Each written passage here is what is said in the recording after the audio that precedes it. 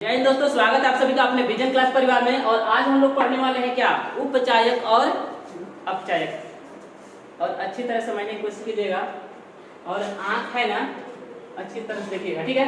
अब यहाँ पर देखिएगा उपचायक क्या होता है और अपचायक क्या होता है। हम लोग उपचयन और अपचयन पढ़ लिए थे, ठीक है। अब यहाँ पर एग्जाम्पल लिख लेते हैं, देखिएगा। मैग्नीशियम लेते हैं और यहाँ ऑक्सीजन से क्रिया करवाते हैं तो क्या बनता है, MgO, ठीक है। अब ध्यान से देखिएगा, हम लोग पढ़ रहे हैं क्या कि किसी पदार्थ में अगर ऑक्सीजन का योग होता है, ध्यान समझिएगा, किसी पदार्थ में ऑक्सीजन का योग, तो जिसमें योग होता है या जिससे ह्रास होता है हाइड्रोजन का, उसे हम लोग बोलते हैं उपचयन अभिक्रिया। क्या बोलते हैं? और इसे देखिए, यहाँ पर देखिए किसके साथ ऑक्सीजन जुड़ेगा, इसके साथ। किसके साथ जुड़ेगा, सॉरी, ऑक्सीजन किसके साथ जुड़ेगा, मैग्नीशियम के साथ। तो यहाँ पर उपचयन किसका हो रहा है, तो यहाँ पर मैग्नीशियम का क्या हो रहा है, उपचयन हो रहा है। मैग्नीशियम का क्या हो रहा है, उपचयन हो रहा है। क्या हो रहा है, उपचयन।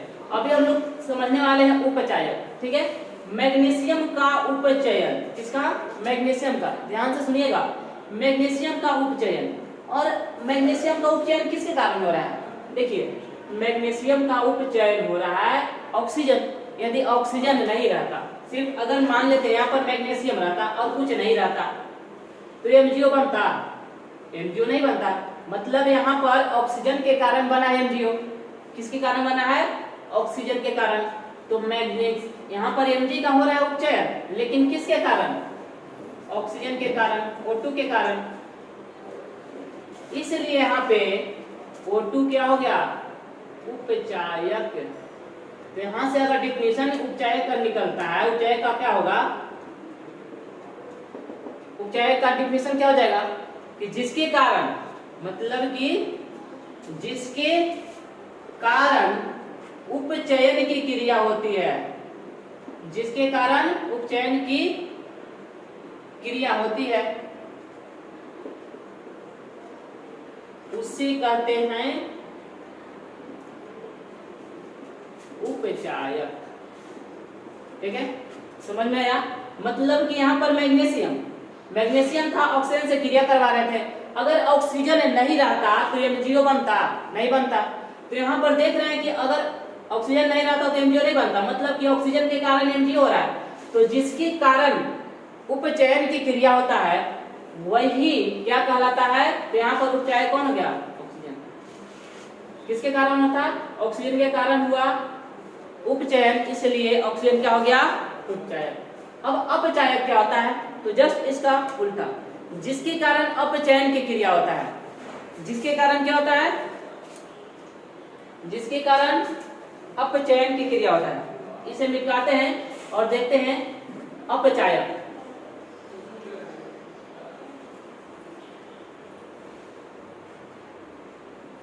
अपचायक,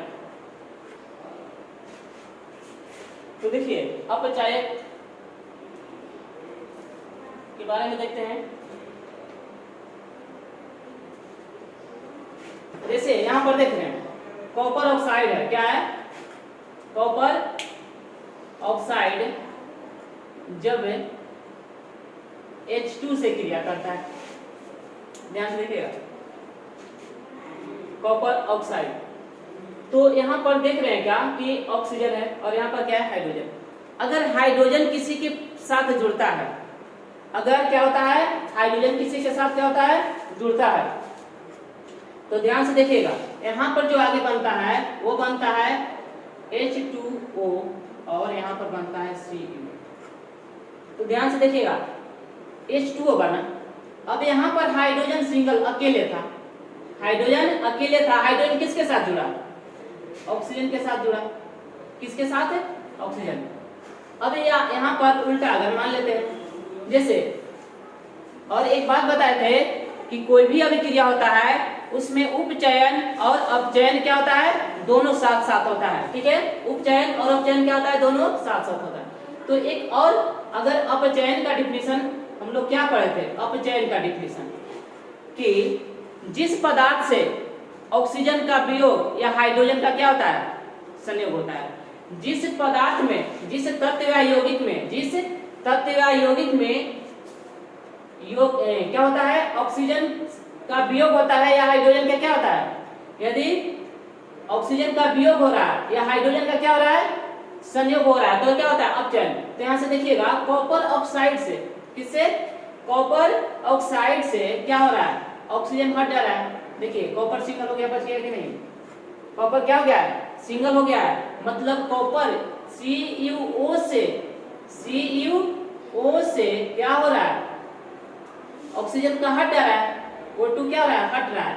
लेकिन ऑक्सीजन जो हट रहा है किसके कारण हट रहा है, अगर हाइड्रोजन नहीं रहता, अगर हाइड्रोजन नहीं रहता तो यहाँ पर H2 बनता, ऑक्सीजन हटा और हाइड्रोजन के साथ क्या हो गया, जुड़ गया, तो यहाँ पर CuO का क्या हो रहा है, अपचयन हो रहा है। Cu का क्या हो रहा है, अपचयन, अपचयन हो रहा है।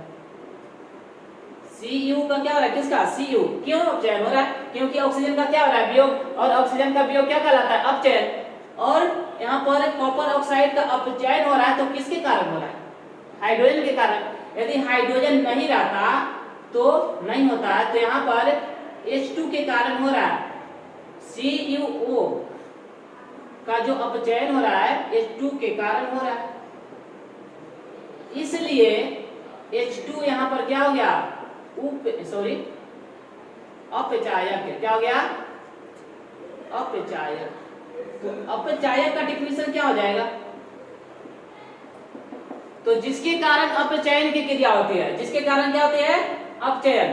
तो कॉपर ऑक्साइड का अपचयन हो रहा है, कॉपर ऑक्साइड का अपचयन हो रहा है किसके कारण, हाइड्रोजन के कारण। तो अपचायक का डिफिनेशन क्या हो जाएगा, जिसके कारण अपचयन, अपचयन की क्रिया होती है, जिसके कारण अपचयन की क्रिया होती है वह क्या कहलाता है, अपचायक। तो यहाँ पर H2 क्या हो गया, अपचायक हो गया। तो आई होप आप लोग यहाँ तक समझ में आ गया, मतलब कि कॉपर ऑक्साइड का यहाँ पर क्या हो रहा है, अपचयन हो रहा है। तो अपचयन तो हो रहा है लेकिन किसके कारण हो रहा है, H2 के कारण। तो H2 हो गया अपचायक, H2 के कारण हो रहा है अपचयन। अपचयन किसका हो रहा है, कॉपर ऑक्साइड का हो रहा है। अब ऐसा नहीं बोल दीजिएगा, लेकिन यहाँ पर और एक बात अच्छी तरह से देखिएगा थोड़ा सा, कॉपर ऑक्साइड का तो अपचयन हो रहा है लेकिन किस रूप में हो रहा है, तो कॉपर ऑक्साइड से क्या हट रहा है, ऑक्सीजन हट जा रहा है, क्या बन जा रहा है, कॉपर बन रहा है। तो कॉपर ऑक्साइड का अपचयन किस रूप में हो रहा है, कॉपर में हो रहा है। इस तरह इसको भी लिख सकते हैं, यहाँ पर CuO का अपचयन हो रहा है, क्या हो रहा है, अपचयन हो रहा है कॉपर के रूप में। किस रूप में हो रहा है, कॉपर के रूप में हो रहा है, ठीक ना। कॉपर ऑक्साइड का अपचयन किस रूप में हो रहा है, तो कॉपर के रूप में हो जा रहा है। अब आगे जो हम लोग देखेंगे, जो सबसे महत्वपूर्ण है वो है उपोपचय अभिक्रिया, जिसे हम लोग बोलते हैं रेडॉक्स। तो इसे मिटाते हैं और समझते हैं उपोपचय अभिक्रिया क्या होता है, जिसे इंग्लिश में बोलते हैं रेडॉक्स रिएक्शन। उपोपचय, उपोपचय क्या होता है, उपोपचय अभिक्रिया। उपोपचय अभिक्रिया क्या होता है, जिसे हम लोग क्या बोलते हैं, रेडॉक्स रिएक्शन, ठीक है। अब रेडॉक्स रिएक्शन क्या होता है, तो यहाँ पर हम लोग ध्यान से देखेंगे और समझने की कोशिश करेंगे। तो बताए हैं कि जितने भी रासायनिक अभिक्रिया है वो सभी क्या होते हैं, उसमें उपचयन और अपचयन क्या होता है, साथ साथ। यदि एक में उपचयन हो रहा है, एक का उपचयन हो रहा है, दूसरा का क्या होता है, अपचयन एकदम साथ में होगा ही होगा, फिक्स है। यदि एक का उपचयन होगा तो दूसरा क्या होगा, अपचयन। और जिस अभिक्रिया में, मतलब कि जिस अभिक्रिया में उपचयन और अपचयन की अभिक्रिया साथ साथ होती है, उसे हम लोग क्या बोलते हैं, उपोपचय अभिक्रिया। क्या बोलते हैं, उपोपचय। मतलब कि डिफिनेशन क्या होता है, पहले डिफिनेशन देख लेते हैं। जिस अभिक्रिया में उपचयन एवं अपचयन की क्रिया साथ साथ होती है,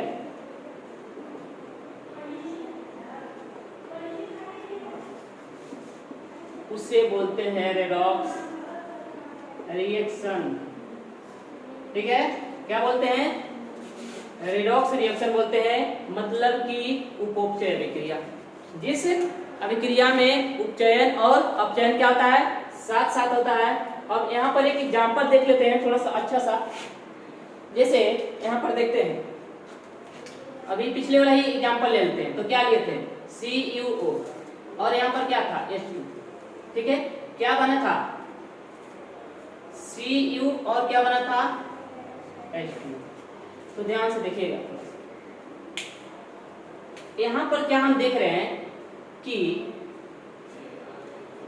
कॉपर ऑक्साइड, देखिए यहाँ पर कॉपर अलग हो गया, मतलब कॉपर ऑक्साइड से ऑक्सीजन हट गया। तो यहाँ पर देखिएगा थोड़ा सा, यहाँ पर ये समझेंगे ये वाला।